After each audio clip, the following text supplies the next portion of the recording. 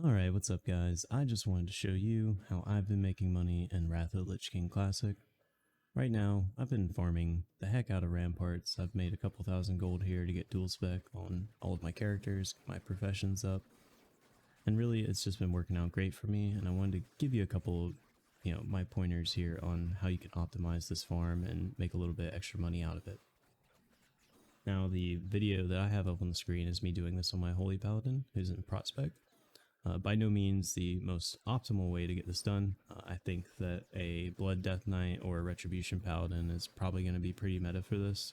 Maybe a very geared Warlock. I started doing it on my Warlock.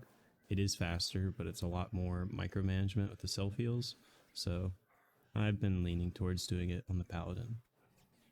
Now, when it comes to raw vendor value here, just in terms of the loot that we're getting, if we were to sell it all to the vendor, it's on par with the Black Temple shelf, but really the bread and butter here is the auction house.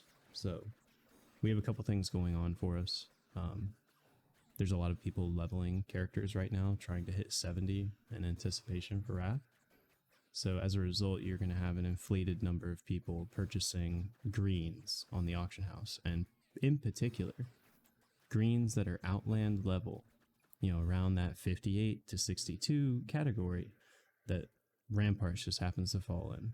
And the reason for this is that, as soon as you get the Outlands, the greens that you're getting, they're going to vastly outscale a green from, say, Winter Spring out in Azeroth. So the power spike that people are getting is actually quite huge just by going on the auction house and replacing a couple pieces of gear with some greens that someone might have farmed here in ramparts or just out while they're questing or whatever it might be, right? Another thing would be freshly boosted 70 characters. In a lot of cases, the communal gear is very, very bad. There's a couple exceptions to this, especially when it comes to the trinkets. I've noticed the trinkets seem to be pretty good. So this is going to really make you the most money when you're selling these bind on equip greens to other players on the auction house. Right now, on the Holy Paladin, I pull down around 150 just vendor value per hour. I haven't done the math on the greens I'm selling, but I've seen greens that would vendor for 2 gold sell for 20.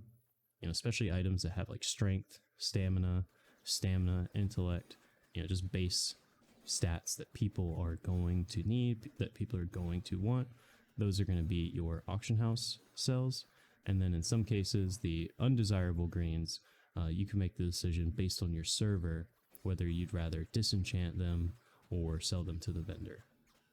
I don't know about your server, but right now on Sulfurous, disenchanting is extremely profitable. I've been doing a lot of market arbitrage, just buying greens, disenchanting them, and then selling the mats, because there seems to be a lot of people who are trying to power level through these professions.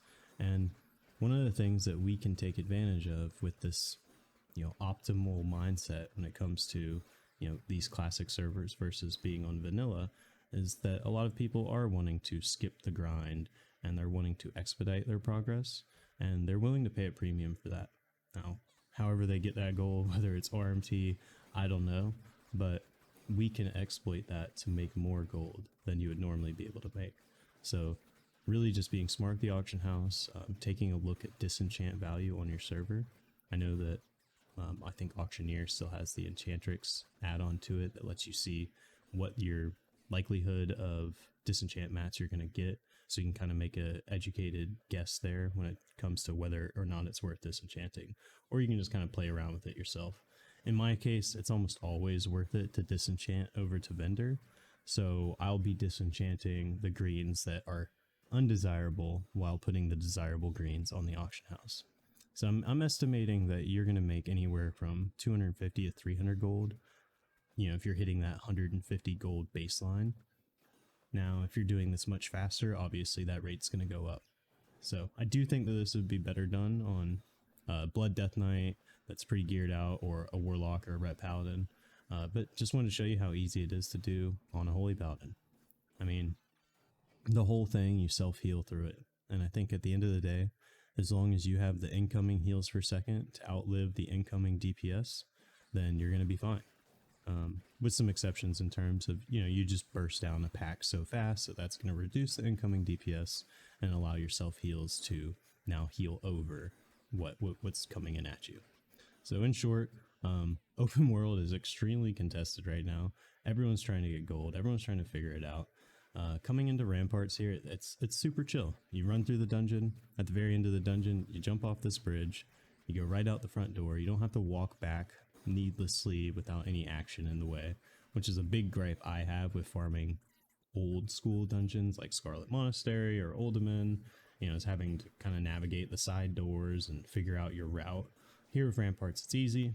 Just run through, clear the whole thing, jump off the bridge, walk out, reset, and you're ready to start making more gold. So it's really consistent. It's something you can rely on, and you don't have to fly out to Shadowmoon Valley, go to the Black Temple Shelf, only to find out there's 10 players of the other faction there. They're camping it, and they're not going to let you farm any gold.